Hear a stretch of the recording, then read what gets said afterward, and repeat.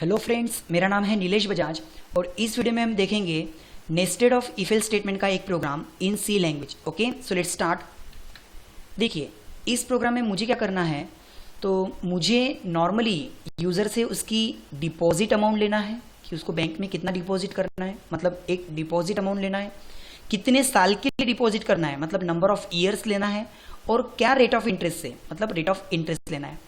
कहने का मतलब मुझे यूज़र से क्या क्या लेना है, तो deposit amount for example float में लिया मैंने डिपॉजिट अमाउंट के लिए DEPO। देन कितने साल के लिए, तो नंबर ऑफ ईयर्स, कॉमा क्या रेट ऑफ इंटरेस्ट से, और फिर इस पे से मुझे फाइंड आउट करना है फाइनल अमाउंट कि उतने पर्टिकुलर साल बाद रेट ऑफ इंटरेस्ट को जोड़ के उसको फाइनल अमाउंट कितनी मिलेंगी। तो यहाँ पे मैंने एक वेरिएबल और लिया फाइनल अमाउंट के लिए। ओके, देखो प्रोग्राम करने से पहले मैं आपको इसको बेसिक कंसेप्ट समझा के देता हूँ, ठीक है। और इस प्रोग्राम में फिलहाल ना ही तो मैं इफ यूज कर रहा हूँ और ना ही नेस्टेड इफ एल्स, मतलब यहाँ पे फिलहाल मैं आपको एकदम सिंपल प्रोग्राम करके दिखाऊंगा एंड देन फिर इसी प्रोग्राम को नेस्टेड इफ एल्स में कैसे करेंगे वो देखते हैं। ओके, बट सबसे पहले हमें कैलकुलेशन क्या करना है इसका एक बेसिक इंट्रोडक्शन मैं आपको बताता हूँ। देखिए क्या करना है हमें, मुझे यूजर से डिपॉजिट अमाउंट लेना है सपोज। ओके, तो उसके लिए लिया मैंने एक वेरिएबल डिपॉजिट। देन कितने साल के लिए, तो नंबर ऑफ ईयर्स के लिए एक वेरिएबल लिया, और रेट ऑफ इंटरेस्ट के लिए एक वेरिएबल लिया। इस पे से मुझे निकालना क्या है, फाइनल अमाउंट। ओके, तो देखो सपोज मैंने बैंक में 10,000 रुपीज जमा किए। ओके, ये हो गई मेरी डिपॉजिट की अमाउंट। कितने साल के लिए, 1 साल के लिए। क्या रेट ऑफ इंटरेस्ट से 10, तो सबसे पहले तो मुझे साल भर का कितना इंटरेस्ट होता वो कैलकुलेट करना पड़ेगा, और फिर उसको किसके साथ में ऐड करना पड़ेगा, ओरिजिनल डिपॉजिट के साथ। ओके, जैसे 10,000 ये मेरा ओरिजिनल डिपॉजिट है, तो पहले तो मुझे ये निकालना पड़ेगा कि मैंने बैंक में कितने जमा किए, 10,000। कितने साल के लिए, 1 साल के लिए, और क्या रेट से, तो 10%। अगर ये परसेंटेज है तो इसको मुझे क्या करना पड़ेगा, डिवाइड बाय 10 और मल्टीप्लीकेशन। यहाँ पे क्या करना पड़ेगा, मल्टीप्लीकेशन। तो देखो अब इसका क्या होगा कि आपने बैंक में 1 साल के लिए 10,000 रुपये जमा किए थे 10% से, तो देखो 10 10 10 10, मतलब 10,000 पे पूरे साल भर का 10% कितना हुआ, 1,000 रुपीज, और मेरा ऑलरेडी डिपॉजिट कितना था, 10,000। मेरी फाइनल अमाउंट कितनी हुई फिर, 11,000। सेम अगर मैं डिपॉजिट अमाउंट तो ठीक है 10,000, लेकिन नंबर ऑफ ईयर अगर मैं 2 लेता तो अगर 1 साल के मुझे इंटरेस्ट 1,000 मिल रहा है, तो 2 साल के 1,000 इंटू 2 मतलब कितना मिलता था, 2,000, और मेरी ओरिजिनल डिपॉजिट कितनी, 10,000, मतलब आउटपुट कितना आता था, 12,000। चलो अब यही फॉर्मूला हम कहां पे अप्लाई करेंगे, हमारे प्रोग्राम में। देखिए तो मुझे करना क्या है, deposit amount, number of years और रेट ऑफ इंटरेस्ट यूजर से लेना है, और उसके ऊपर क्या फाइंड आउट करना है, फाइनल अमाउंट। चलो देखो सबसे पहले प्रिंट एफ, उसमें यूजर को इंस्ट्रक्शन क्या देंगे, एंटर डेटा, है ना। सो यहां पे हम क्या लिख रहे हैं, enter deposit amount, comma number of year, comma and rate of interest. Okay, so देखो अब यूजर को इंस्ट्रक्शन तो दे दिया, वैल्यू लेने के लिए अब हम क्या यूज करेंगे, स्कैन एफ, और यहां पे हम वैल्यू कौन सी टाइप की ले रहे हैं, फ्लोट टाइप की। So scan of like %f, comma at the address deposit, comma at the address number of year, comma at the address rate of interest. Okay, 3 value आने के बाद अब मुझे लगाना है formula, final amount equals to. Okay, so देखिए मुझे calculate क्या करना है, तो deposit amount into number of year into rate of interest, और इसको डिवाइडेड बाय 100, मतलब मुझे साल भर का रेट ऑफ इंटरेस्ट या 2 साल का रेट ऑफ इंटरेस्ट मिलेगा, प्लस मेरी जो ओरिजिनल डिपॉजिट अमाउंट है वो, और ये हो गया मेरा फाइनल अमाउंट। चलो इसको प्रिंट कर देते हैं, like print f final amount equals to %f, comma FAMT। Okay, चलो अब इसको हम करते हैं रन। ओके, सो सपोज मैंने डिपॉजिट अमाउंट ली 10,000, नंबर ऑफ ईयर लिया 1, और रेट ऑफ इंटरेस्ट लिया सपोज 10। देखो आउटपुट कितना आया, 11,000। सेम फिर से मैं इस प्रोग्राम को रन करता हूँ, और यहाँ पे मैंने ठीक डिपॉजिट उतना ही डाला 10,000, बट नंबर ऑफ ईयर 2 लेता हूँ और रेट ऑफ इंटरेस्ट 10। तो अब साल भर का मेरा इंटरेस्ट अगर 1,000 हो रहा था, तो 2 साल का इंटरेस्ट कितना होगा, 2,000, प्लस मेरी ओरिजिनल अमाउंट 10,000 मतलब 12,000। ठीक है ना।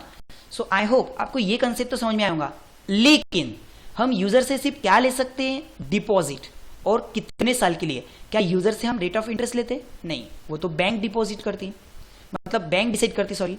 मतलब आपको यूजर से सिर्फ क्या लेना है, डिपॉजिट अमाउंट और नंबर ऑफ ईयर्स, और according to deposit rate of interest change होंगे। और वही प्रोग्राम मुझे आपको करके दिखाना है नेस्टीफिल से। कैसे, देखिए इस प्रोग्राम में फिलहाल तीनों भी चीजें मैं यूजर से ले रहा हूं, डिपॉजिट भी, नंबर ऑफ ईयर्स भी, और रेट ऑफ इंटरेस्ट भी। लेकिन अब जो मैं आपको प्रोग्राम बता रहा हूं उसमें हमें करना क्या है, देखिए सपोज डिपॉजिट लिया हमने यूजर से 10,000 और नंबर ऑफ ईयर्स लिया सपोज 1।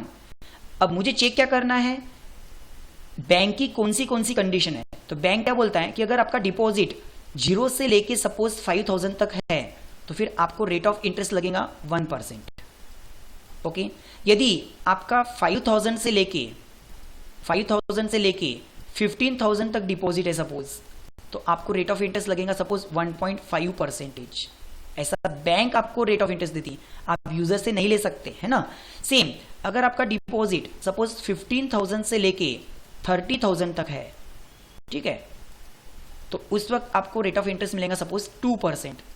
अगेन अगर आपका 30,000 से ज्यादा है, सपोज 30,000 से ज्यादा है, तो आपको रेट ऑफ इंटरेस्ट मिलेगा सपोज 3%। ओके, कुछ ऐसी हमने यहाँ पे क्राइटेरिया रख दी। तो अब आपको करना क्या है, आपको यूजर से सिर्फ कौन सी वैल्यू लेना है, डिपॉजिट की और नंबर ऑफ ईयर्स की। लेकिन रेट ऑफ इंटरेस्ट आपको चेक करना है, रेट ऑफ इंटरेस्ट आपको क्या करना है, चेक करना है। यानी क्या चेक करेंगे आप, इफ अगर आपका डिपॉजिट लेस देन 5,000 है, अगर आपका डिपॉजिट लेस देन 5,000 है तो बैंक आपको रेट ऑफ इंटरेस्ट फिक्स कितना देंगी, 1%। ये आपको यूजर से नहीं लेना है, ये आपको आपके डिपॉजिट पे चेक करना है कि इफ अगर आपका डिपॉजिट 5,000 से कम है क्या, नहीं।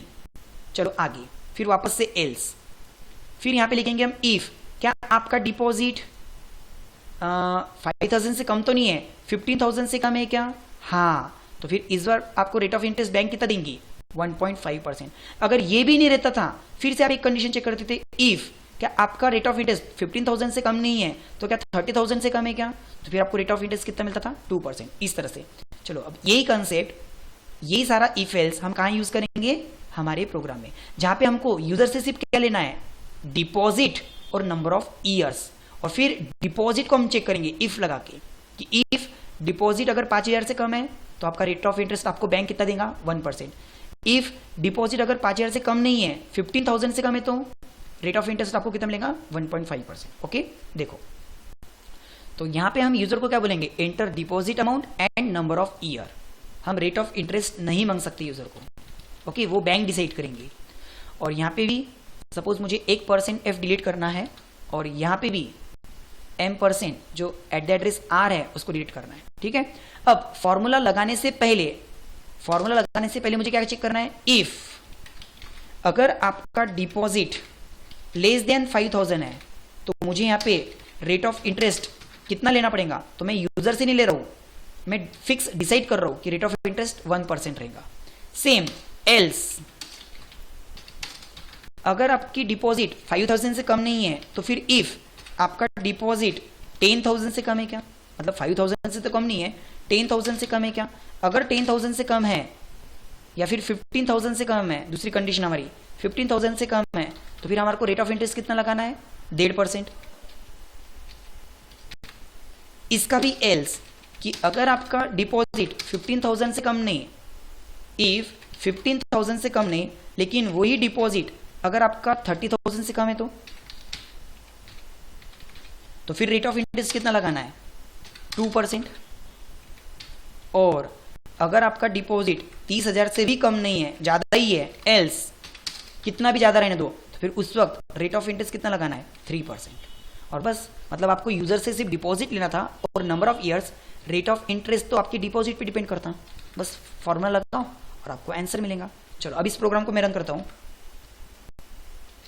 तो सपोज मैंने डिपॉजिट डाला सिर्फ और सिर्फ 4,000, तो क्या ये डिपॉजिट 5,000 से कम है, हाँ, तो इसके ऊपर रेट ऑफ इंटरेस्ट कितना बनेगा, सिर्फ 1%।